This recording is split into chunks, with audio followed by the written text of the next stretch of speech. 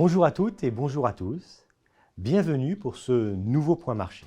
Les larges campagnes de vaccination contre la Covid-19, couplées au maintien des gestes barrières et à la protection naturelle des populations déjà infectées, nous ont permis de sortir de la quatrième vague de la pandémie sans pression excessive sur les capacités hospitalières et surtout sans nouvelles mesures de restriction ou de confinement.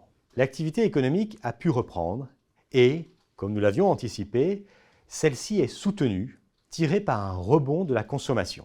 Nous avions observé le même phénomène durant l'été dernier, un effet de rattrapage de la consommation à l'issue des premiers confinements. La différence majeure, cette fois-ci, c'est qu'aujourd'hui, on ne voit pas poindre une nouvelle vague susceptible de pousser les pouvoirs publics à instaurer un nouveau confinement. Le taux de croissance économique attendu en France pour 2021 est de l'ordre de 6%.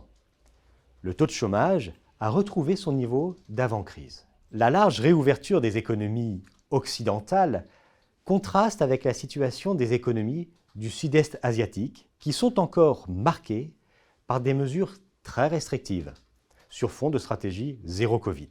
La fermeture d'usines dans cette zone et la désorganisation des transports mondiaux créent des ruptures importantes de chaînes de production ou d'approvisionnement. Des usines en Europe doivent s'arrêter, des pénuries apparaissent dans certains rayons de magasins. Cette situation bride la reprise économique et engendre des déséquilibres. La reprise économique et les déséquilibres, y compris ceux sur le marché du travail, génèrent des tensions inflationnistes. En France, pour 2021, l'inflation devrait d'ailleurs atteindre 1,8% en moyenne, mais évoluer au-dessus de 2% d'août à décembre, niveau le plus haut observé depuis 2018. Pour l'instant, les discours des banquiers centraux sont rassurants sur l'inflation. Ils la considèrent comme transitoire. Néanmoins, plus le temps passe, plus le niveau de l'inflation s'élève et plus la période dite transitoire s'allonge, surtout aux États-Unis. Les politiques monétaires vont probablement se normaliser. Les banques centrales vont progressivement mettre fin à leur programme de rachat d'actifs et, à un moment, augmenter leur taux directeur. On commence à anticiper une hausse des taux courts aux États-Unis pour la fin de l'année 2022. Les taux d'intérêt des États se sont tendus au cours des 9 derniers mois. Par exemple, au 1er janvier dernier, la France empruntait à 10 ans à moins 0,33%.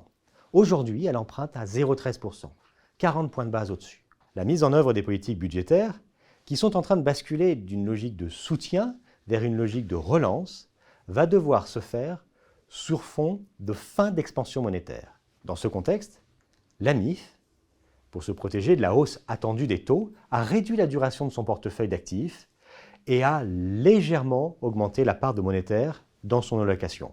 Elle a également pris profit sur certains titres émis par des entreprises dites high yield et a poursuivi sa stratégie de diversification des supports d'investissement pour capter de la valeur sur d'autres classes d'actifs.